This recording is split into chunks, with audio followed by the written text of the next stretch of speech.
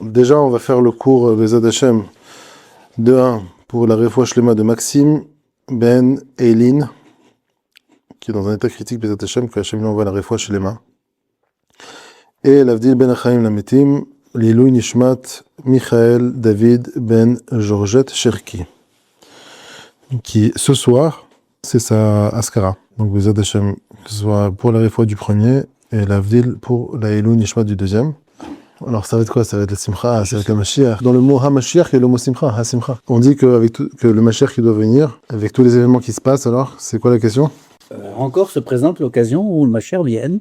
La Géoula dépend du comportement de Bnei Israël. Donc, qu'est-ce qu'il faut qu'on fasse?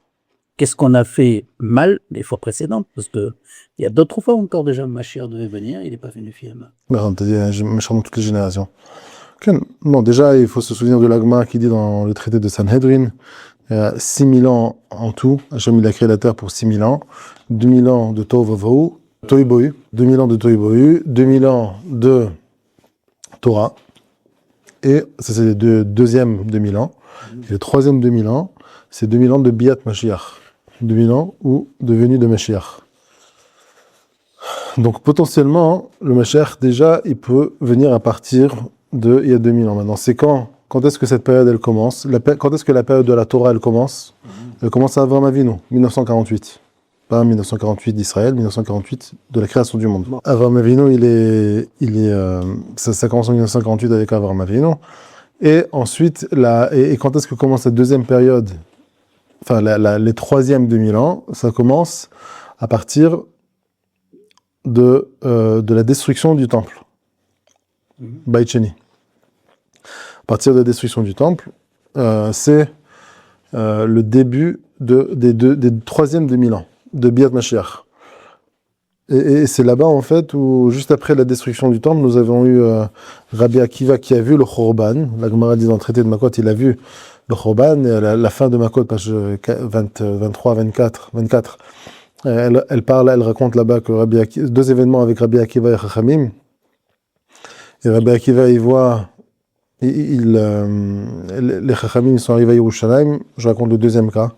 Ils arrivent à Yerushalayim, ils voient de loin le Bet Amidash, le Bet Kodesh HaKodeshim, et ils voient Shual, un renard, qui sort du Bet Kodesh HaKodeshim. Chachamim, il pleure. Rabbi Akiva, il rigole. Chachamim, ils disent à Rabbi Akiva, pourquoi est-ce que tu rigoles? Rabbi Akiva dit, pourquoi est-ce que vous pleurez? Vous pensez que votre question, elle est bonne par rapport à moi. Ma question, elle est très forte aussi. Pourquoi vous pleurez? Qu'est-ce qui se passe, quoi, Rabbi Akiva? Tu vois pas qu'il y a... Ils disent, parce qu'il y a un animal, l'endroit le plus saint du monde où Hachem, il y avait la shrina, tout ça. De cet endroit là-bas, on voit un animal tamé, impur, qui sort du Bet Kodesh HaKodeshim. On va pas pleurer. Rabbi Akiva dit, pour cette raison, je rigole. C'est quoi? Qu'est-ce qui se passe, Rabbi Akiva? Rabbi Akiva, il dit, pour cette raison, je rigole. Si la prophétie du premier Navi qui dit qu'il va y avoir cette destruction du temple, elle s'est réalisée, alors je sais aussi que sa dernière prophétie de la Géoula, de la destruction, de la construction du troisième temple, et ainsi de suite, aussi se réalisera. C'est quoi la différence entre Chachamim et Rabbi Akiva? La différence, c'est la perception. Sur quoi ils se sont focalisés? C'est sûr que Rabbi Akiva aussi, au même moment, il a eu de la peine, il a souffert à cause de la shrina, de ce qui s'est passé. Mais lui, qu'est-ce qu'il vient nous enseigner? Il vient nous montrer, il vient voir la finalité. Lui, il se focalise sur la finalité. Mais ça, c'était une étape. La destruction du temple, c'est pas une finalité. Par contre, c'est un intermédiaire qui va nous emmener à la finalité. Sans entrer maintenant dans toute l'explication, c'est quoi?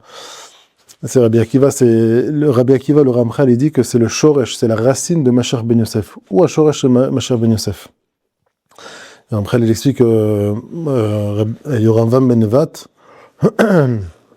lui aussi c'était Mashiach ben Yosef, et vu qu'il a pas réparé ce Mabi, je raccourcis Mabi, c'est Mashiach ben Yosef, l'acronyme.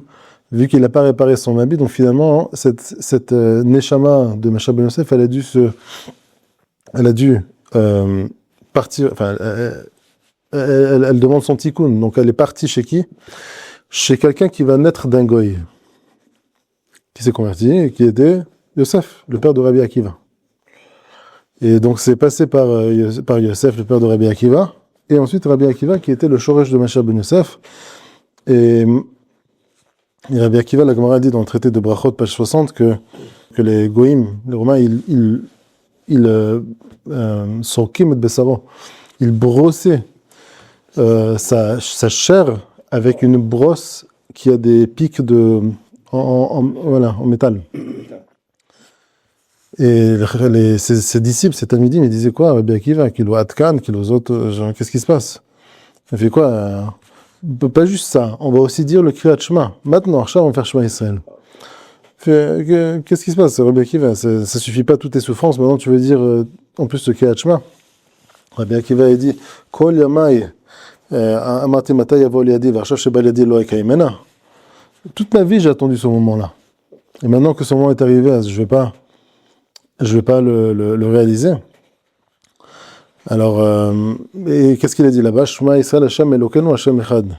C'est reconnaître que ta force, c'est quoi? C'est Hashem. Ça, c'est le tikkun de Mashiach ben Yosef. Mashiach ben Yosef, c'est quoi? C'est moi. Et Rabbi Akiva, il a réparé quelque chose de grand là-bas. Est-ce que ça veut dire que nous, on doit réparer par la mort aussi comme lui? Non. Ça veut pas dire ça. Mais il y a quand le Zohar, il dit que Mashiach ben Yosef, il doit mourir, déjà, tout Am Israël, c'est Mashiach ben Yosef. C'est ce que le grand divin, il dit. On a dit plusieurs fois. Mais quand on dit qu'il faut tuer, que c'est possible que Mashiach ben Yosef, que Armilus Aracha, il va tuer ce Mashiach ben Yosef. Regardez, c'est quoi le parallélisme? C'est qui Armilus? Armilus, c'est la tête du serpent. C'est quoi la tête du serpent? C'est la représentation absolue dans ce monde du Kochiv Osemedi. Ce Kochiv Osemedi de Armilus, qui va venir faire la guerre, ce Armilus qui est le top du Kochiv Osemedi, lui, il doit venir tuer qui? Mashiach ben Yosef, qui représente le Kochiv Osemedi. Maintenant, alors quoi, il faut mourir? Non, il ne faut pas mourir. Par contre, il y a quelque chose en nous qui doit mourir. C'est pas que nous, on doit mourir, on doit passer par une mita, l'enterrement, tout ça, non. Mais il y a quelque chose en nous qu'on doit enterrer. C'est quoi? Ce Kochiv Osemedi. Mais c'est alors quoi? Alors je dois pas faire? Alors je dois pas sentir que c'est moi qui fais? Non, sans. Mais sans pas. Il y en a beaucoup qui disent que j'ai entendu quelqu'un parler récemment. Il a envoyé un audio. On dit, elle avait dit que non, il faut sentir qu'on fait. On doit faire une petite ishtadout, mais après on doit avoir l'emouna et avoir le bitachon que c'est Hachem qui fait tout.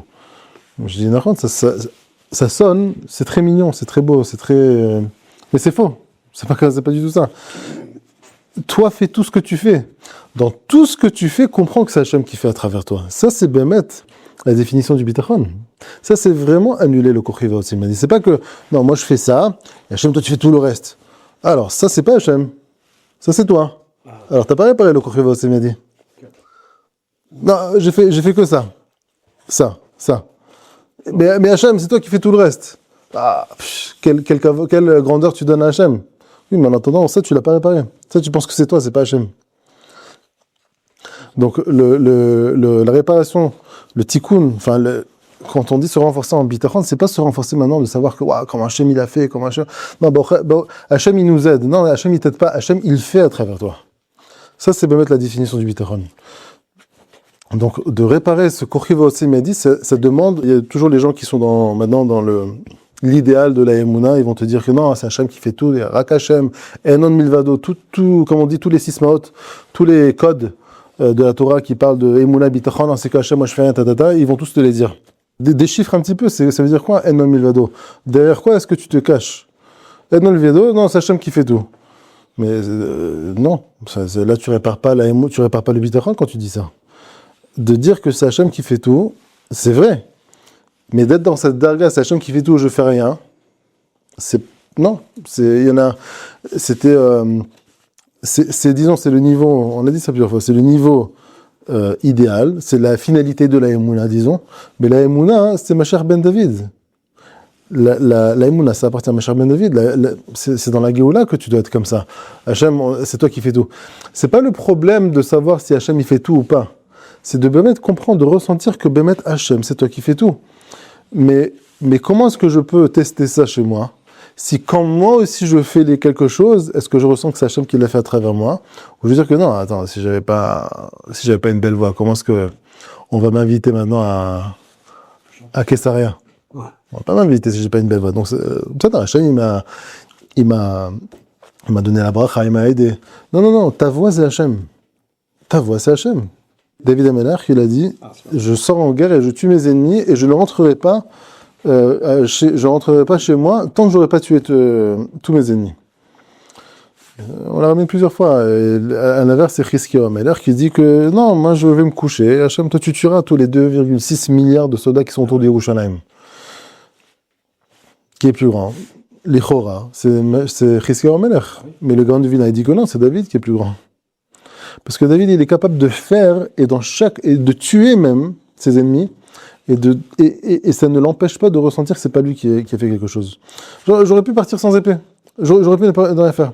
C'est tout ce que j'ai fait, même en me levant, comme on dit, même en me levant et en faisant une action, je sais que c'est pas moi, c'est Hachem qui a fait tout à travers moi. Donc, c'est quoi Armilus? Armilus, c'est quoi? C'est le si. C'est le top du Kochiv Otzimiadi, chez les Goïm. Et quand eux, ils viennent chez Israël, parce que c'est pas, ils vont pas chercher que, y a un Machar Ben Yosef ici, ah, toi, allez, viens, on doit te tuer. Non, c'est quand il vient, Arminus, il vient sur tout Am Israël. Comme le Gaon de Vina, il dit, c'est tout Am Israël, c'est Machar Ben Yosef. Donc Arminus, il veut tuer ce Machar Ben Yosef qui est en nous, pas nous. Pas physiquement. Parce que, qu'est-ce que lui, il veut tuer, Mehmet? Comment Hachem, il a fait tout ce système? C'est que ce que toi tu es, tu vas courir après, tu vas l'effacer de ce monde-là. Toi, Arminus, tu es le top du Kochiv Otzimiadi. Am Israël, ils ne doivent pas avoir ce Kochiv Otzimiadi. Il faut qu'ils réparent ça. Alors quoi, il faut faire des cours de Torah toute la journée pour parler de ça? Non, ça suffit pas. Ça devrait suffire. Mais vu que ça suffit pas, alors petit à petit, encore un événement. Encore un Corona, encore un 7 octobre, encore maintenant une guerre en Iran, encore des attentats, encore quelque chose. Mais Hachem, qu'est-ce qui se passe? Pourquoi tu nous fais ça? Parce que il y a quelque chose qui se passe. Encore une fois, de la manière que Hachem, il aurait préféré, dans sa création, il n'y a pas de Mashiach, pas besoin de Mashiach. Vous, Am Israël, vous êtes Mashiach. Vous êtes Mashiach. C'est-à-dire que si vous comprenez le Shoresh, si vous arrivez à tout ramener à moi, si vous arrivez à rester connecté avec moi, vous n'avez pas besoin de Mashiach. Vous êtes dans l'état que Mashiach qui doit vous aider là où il doit vous emmener. Donc vous n'avez pas besoin de Mashiach Ben David. Vous êtes Mashiach Ben David. Ah, vous n'arrivez pas? Donc voilà. Alors je vais vous envoyer quelqu'un qui va vous aider, qui va vous aider à tout reconnecter, à la racine, à moi. Oh. Vu que nous, on n'arrive pas là-bas, Hachem, il nous aide. Ah, quand tout va bien, il n'y a pas de sirène, il y a... je ne veux pas vous donner des sirènes. Mais vu que vous-même, vous ne vous réveillez pas, quand je dis que vous ne vous réveillez pas, c'est pas maintenant à faire plus Shabbat, faire plus Kashrut, faire plus... Ken, peut-être, il y a l'action qu'il faut... Encore une fois, on fait la Torah, pas parce que maintenant on a peur de la punition, ou parce qu'on a peur maintenant de... Je sais pas quoi. Si Hachem nous a donné une Torah, c'est pour nous. C'est le moyen, c'est l'outil le plus, le plus grand outil, c'est ce que le Ramchal dit, le plus grand intermédiaire que Hachem nous a donné pour se connecter à Hachem. Tu veux maintenant connaître une compagnie chez qui tu vas travailler. Tiens, Vakasha, tiens, voilà un site internet, il y a tout qui est marqué dessus. Tiens, voilà le livre. Qu'est-ce qu'ils aiment, c'est quoi les trucs, c'est quoi les règles de la compagnie, comment il faut travailler, c'est quand les pauses, tout ça. Tu apprends à l'endroit où tu veux gagner. Là-bas, c'est ton salaire. Ici, c'est une connexion éternelle de ta neshama. Donc, si tu veux gagner, Hachem, il te montre. Voilà le code. Pourquoi vous pensez que quoi? Que si maintenant vous n'allez pas faire, alors vous me faites du mal, ou maintenant je suis pas content? C'est pour vous, c'est pour vous. C'est vous qui avez demandé cette Torah-là. Vous voulez sentir que vous faites. Alors, je vous ai donné 613 mitzvot. 248, quoi faire, et 365, ne pas faire. Mais moi, j'ai pas besoin de ça. Donc, de la même manière, Hachem, il nous aide. Alors, ça veut dire quoi, il nous aide? Ça veut dire qu'on veut Hachem, on veut se connecter à toi, mais on n'arrive pas. Pourquoi? Parce que les boîtes de nuit, c'est plus sympa. les sorties en boîte, en pub, je sais pas quoi, les fêtes et tout, c'est plus sympa. Quand on peut pas faire des tioul, le chutz laaretz et ne pas faire Shabbat c'est plus sympa, d'accord? Non, je dis pas que dans l'exemple, c'est toujours l'exemple des chilonim et des religieux. Moi, je dis que c'est quelque chose qui est aussi en nous.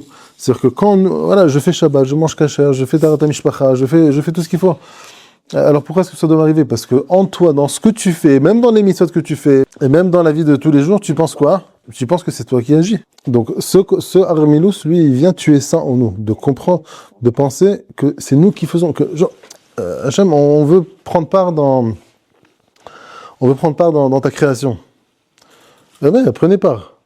Mais est-ce que vous savez que c'est moi qui fais tout, ou vous pensez que si je me retire, vous allez réussir à faire quelque chose tout seul? Non, écoute, Hachem, on ne sent pas toujours. Donc on pense que nous aussi, on a, par la force de l'honneur. Alors pour ça, il faut Armilus. Maintenant, encore une fois, il n'y a pas besoin de Armilus forcément. Mais si vous avez compris le corona, quand il y avait le corona, Metsuyan, vous n'avez pas compris, mais encore une pause. Vous avez compris au 7 octobre, très bien. Il y a beaucoup de gens qui sont renforcés. Ils sont revenus à Hachem. C'est la première étape pour créer cette connexion avec Hachem. Et savoir qu'il existe déjà.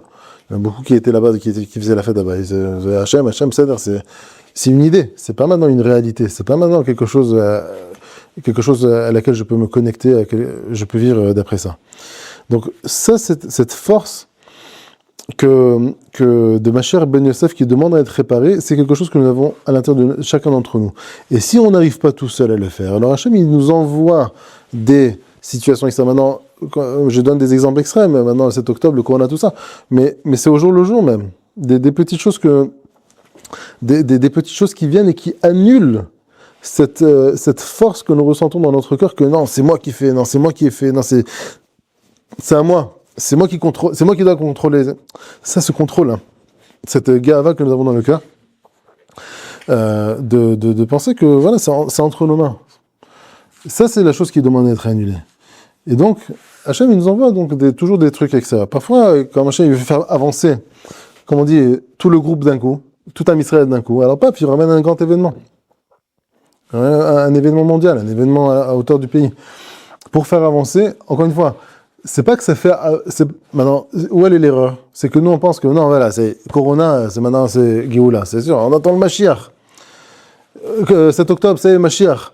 Pourquoi est-ce qu'à chaque fois qu'il y a un événement comme ça, à l'échelle du pays ou à l'échelle mondiale, tout de suite tout le monde se réveille, il va y avoir un événement, on sent les pas du Mashiach qui viennent. Pourquoi d'un coup on parle tous de Mashiach quand il y a un événement? Écoutez le Rav Wonsher, il s'éclate avec l'Iran, avec le machin, avec le truc, il est en train de s'éclater maintenant. Lui, ça y est, mais c'est quoi? C'est genre, on attend maintenant ces événements qui vont passer à côté de nous sans que il y a quelque chose qui soit changé à l'intérieur de nous. Ouais, c'est bon. Genre, c'est quoi? Genre, Hachem, il a fait toute cette prophétie, disons, lui, il dit que c'est l'Iran et que la guerre en Iran, c'est ça. Tout ce qui nous manque pour avoir le Mashiach, continuez. Faites Shuvah, c'est-à-dire manger kasher, tout ça, faites Shabbat. Mais tout ce qui nous manque pour avoir la Géoula, c'est quoi? C'est de gagner l'Iran. Si tu penses que la Géoula, c'est gagner, c'est quelque chose de matériel, une guerre, elle a une racine spirituelle. Il y a une raison pourquoi il y a une guerre dans le monde. Il y a une raison pourquoi Hachem il envoie une guerre dans le monde. Vous voyez que les gens dans le Corona, les gens dans le 7 octobre, les gens maintenant avec la guerre en Iran, d'un coup tout le monde est ensemble, d'un coup tout le monde veut faire du chesed, tout le monde veut se rapprocher, tout le monde s'annule plus face à la réalité. On s'intéresse aux autres. Ça c'est le shoresh, la racine de la peur. C'est pourquoi est-ce qu'Hachem il a envoyé la peur dans le monde, c'est parce qu'il veut nous aider à s'intéresser aux autres. De s'habituer à s'intéresser aux autres, de voir le bien dans l'autre, parce que c'est quoi aussi la racine du Kochuva aussi? Mais dis-moi, on parle de moi, ce que moi je ressens, ce que moi je veux faire, mes aspirations, c'est toujours tout autour de moi. D'un coup, il y a une peur, c'est quoi ce bruit? Ah, le bruit c'est pas toi. Ah, tu t'intéresses à quelque chose d'extérieur. C'est quoi cette sirène? C'est quoi cette bombe? D'un coup, tu commences à t'intéresser à quelque chose qui est extérieur à toi. On avait parlé une fois on avait donné l'exemple aussi de tous les réseaux sociaux, le TikTok. Tu vois toute la journée des autres personnes dans le TikTok. Quoi, t'as 10 vidéos sur ta chaîne, t'as 100 vidéos sur ta chaîne. Mais t'as des centaines de millions de vidéos sur YouTube, TikTok, Instagram, tout ça. Toute la journée, le monde entier, il est là-bas, en train de regarder toute la journée les autres. Pareil.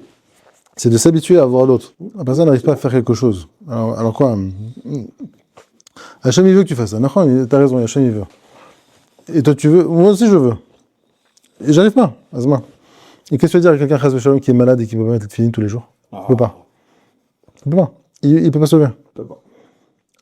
Non, tu fais une avéra. Mais malade, c'est ça que tu penses que la personne qui est malade, elle fait une avéra? Alors t'es à côté de la plaque, mon cher. Je pas fait quoi? Tu penses que la personne qui peut pas bémettre parce qu'il est malade, il peut pas mettre des tefilines, physiquement il n'y arrive pas. Ou quelqu'un qui a des problèmes intestinaux, et qui a des maladies, il peut pas mettre tefilines jour après jour pendant des années. Azma. Donc tu veux dire qu'il fait une avéra tous les jours, il est mevatel mitzataser. Alors pourquoi là-bas on comprend? Et quand c'est un petit exemple maintenant de tous les jours, non, parce que non, tout va bien. Alors non, t'aurais pu t'efforcer davantage, t'aurais pu être plus encore, ma bille. Pas juger. Non, je dis pas quelque chose qui est à contre-courant. Je dis quelque chose que Oui, qui est à contre-courant. non, je dis quelque chose qu'on ne décortique pas. Le discours général de la culpabilité, c'est pas. Encore une fois, le fait que Hachem il donne à toutes ces personnes de parler d'associer le manque, le fait de ne pas faire certaines mitzvot ou d'actions à de la culpabilité, il y a une raison pourquoi Hachem il fait ça. Mais si maintenant j'enlève soi-disant, je mets deux secondes la direction divine de côté et je regarde, j'analyse que le fait que ce que ces personnes-là, que ce soit des rabbinim ou des prophètes, qui te font ressentir cette culpabilité quand tu fais pas une action, quand tu fais une avéra ou quand tu fais truc, ça c'est faux. Cette chose-là, elle est fausse. C'est pas la bonne guicha. C'est pas vrai. Tu n'as pas le droit de te sentir coupable, même si tu fais une erreur. Tu n'as pas le droit. Mais c'est quoi le rapport? Si tu sens la culpabilité, plus que ça, et ça va renforcer ce qu'on a dit juste avant, si tu ressens de la culpabilité quand tu as fait une faute, ça veut dire que tu penses que c'est toi qui fais les choses, et pas Hachem. Donc tu es en plein dans le kochivot, c'est bien dit. Tu es en plein dedans. Alors, il y a plusieurs choses dans tout ce que tu dis. Il y a la manière de présenter la chose, qui comprend aussi le fait que dans la plupart des cas, c'est on relie ça à la culpabilité, t'as pas fait, alors voilà, t'es un zéro. Je suis pas tout à fait d'accord avec ça, mais disons que, enfin, je suis pas d'accord avec la culpabilité, je suis pas d'accord, mais je suis pas d'accord de dire que parce que maintenant il est parti avec son téléphone, mais parce qu'il est parti vite, alors que genre il n'a pas fait la bonne chose. Si maintenant je te donne un exemple, qu'est-ce qui est important ici? C'est juste l'extériorité de l'action? C'est ça qui t'a dérangé? Ou est-ce que c'est qu'est-ce que j'ai dans le cœur quand je fais ça? Alors, la plupart des gens, ils vont te faire ressentir cette culpabilité que par rapport à l'extériorité de l'action. Genre, d'abord, comme ça, t'étais avec tes filles, t'es parti au téléphone, c'est pas beau. Moi, je veux dire, ok, mais si moi je prends un exemple différent, t'étais à la prière, t'es fini la prière, et t'as une dracha, t'as 50 personnes qui t'attendent maintenant pour aller donner cours. Vite, t'enlèves tes tefilines et tu vas au cours. Qui a dit que ça c'est mieux que la personne qui s'empresse de regarder son téléphone? Qui a dit que ça c'est mieux? Peut-être que tu vas dire que, ok, non, je vais faire une missa, attends, Zikoui Rabbi, mais un cours de Torah, non, j'ai rien à dire. Mais il n'y a que Hachem qui sait si dans ton cœur, peut-être, tu dis, attends, là-bas, j'ai du kavod. Alors je m'empresse d'aller recevoir ce kavod. Qui a dit que ça c'est mieux que la personne qui regarde son téléphone au même moment? C'est-à-dire, toi, tu m'as pris en flagrant délit, soi-disant, sur un cas qui est courant, qui n'a pas l'air très beau, parce que voilà, tu étais avec tes filles, tu les as lâchées, tu as pris ton téléphone. Mais c'est ça le Icar. Ou c'est les midot et la volonté que j'ai dans mon cœur au même moment que je fais cette chose-là. Parce que tu peux faire une mitzvah, hein, mais dans ton cœur quand même, rester avec ton kavod et ta gava. Et aux yeux de tout le monde, qu'est-ce que tu vas montrer à tout le monde? Tout le monde va dire, mais pourquoi il est parti vite comme ça, le Rav, aujourd'hui? Pourquoi il est parti? Non, parce qu'il a un cours de Torah important à donner. Ah, ok. Donc dans l'extériorité de la chose, incroyable ce qu'il fait. Vite, lui, il serait resté, parce que tu sais qu'il reste tous les jours au Beth Midrash. Mais dès qu'il a une opportunité de recevoir plus de kavod, alors là, il court. Ça, on le dit pas. Non, il est parti à un shiur Torah. C'est les midot et la volonté de la personne, c'est ce qui est important. Maintenant, encore une fois, dans la culpabilité, je te dis, si je mets 2 secondes la direction divine de côté, le fait, Hachem, il ne veut pas qu'il y ait de culpabilité. La culpabilité, ça veut dire que je me sens coupable d'avoir fait quelque chose parce que c'est moi qui l'ai fait. Mais si maintenant, pourquoi tu ne te sens pas coupable si maintenant c'est quelqu'un que tu ne connais pas dans la rue qui a fait cette erreur? Tu ne te sens pas coupable. Pourquoi? C'est pas toi. D'accord, mais là aussi, c'est pas toi. Si je sais que c'est Hachem qui fait tout à travers moi, alors pourquoi est-ce que je dois me sentir coupable? Laisse tomber la culpabilité, mais dans la rigueur, il y a ce côté de Shmirat Torah. Et c'est ce qu'il y avait dans la galoute, ce que Hachem il nous a donné comme limite dans la galoute pour garder la Torah dans la galoute, parce que ne pas oublier qu'on n'était pas en Israël pendant 2000 ans presque. Donc pour garder la Torah dans la galoute, c'était cette rigueur, c'était le din, c'était un peu la culpabilité, c'est toi. Donc aujourd'hui, ça y est, on continue encore ça, mais tu vois que les gens de cette génération, elle ne réagit plus à la rigueur tellement. Très peu. Tu peux plus être rigoureux avec un enfant comme tu l'étais la génération précédente. Je te parle pas d'il y a 500 ans. Je te parle d'il y a 30 ans, 40 ans. Les générations de nos parents. Tu peux pas être rigoureux de la même manière. Il y a une fois, deux fois, trois fois. Ils sortent de la maison à un jeune âge. C'est plus comme avant. Il y a plus cette Kabbalah Tamarout de recevoir la direction de quelqu'un d'autre. Ça marche plus comme ça. Pourquoi ? Parce qu'Hachem, il nous entraîne petit à petit à vouloir se connecter par l'amour et pas par la rigueur. Quand t'as peur, alors tu fais, alors t'as peur, alors tu connectes à moi, c'est quoi ce zivoug ? C'est quoi cette relation homme-femme qu'on va avoir ? Si t'as peur de moi, alors tu restes à mes côtés. Non, je veux que tu restes à mes côtés, parce que tu veux rester à mes côtés. Parce que je suis intéressant, parce que je suis beau, parce que je suis amusant. Hachem, il nous dit, parce que je veux que tu sois avec moi, parce que ça va être amusant ensemble. Pas parce que maintenant je vais être ton maître et je vais te donner un coup sur les doigts à chaque fois que tu fais pas la bonne chose. Mais encore une fois, cette rigueur en attendant, pendant la galoute, elle a servi à préserver la Torah.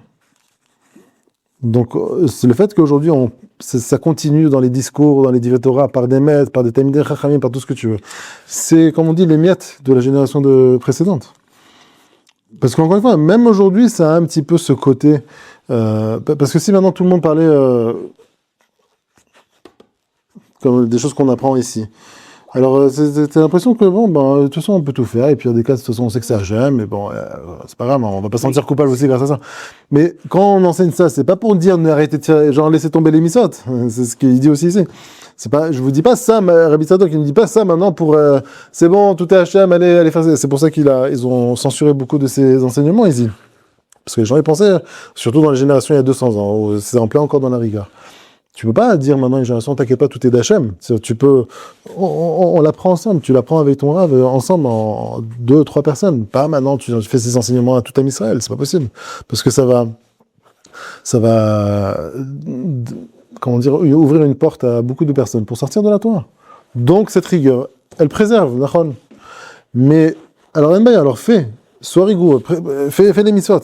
Mais 2 choses, ne te sens pas coupable, si tu n'as pas réussi. Parce qu'encore une fois, ça a un rapport avec la réparation de toute la création, depuis le Chet Adam Arishon. Chet Adam Arishon, c'est Kochivot, c'est Madi. C'est ma chère Ben Yosef qui est né à ce moment-là. Avant, il était comme ma chère Ben David. Adam Arishon, c'est ma chère Ben David. Il a fauté, tac, ma chère Ben Yosef. Maintenant, 6000 ans pour réparer ça. Qui a voulu ça ? Hachem ? Non, nous on a voulu ça.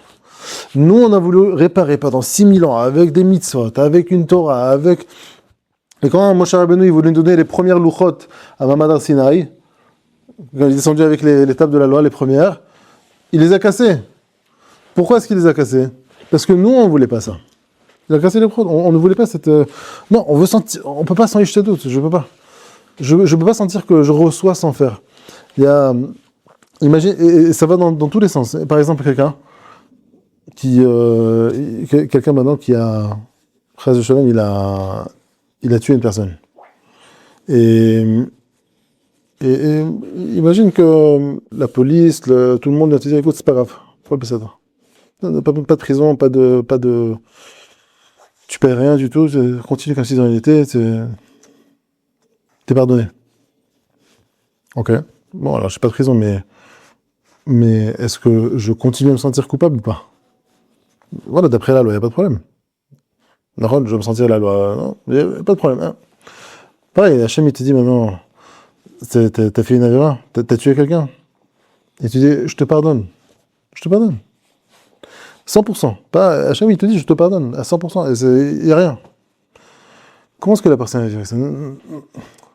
Qu'est-ce qu'elle va sentir que je veux faire quelque chose pour me repentir.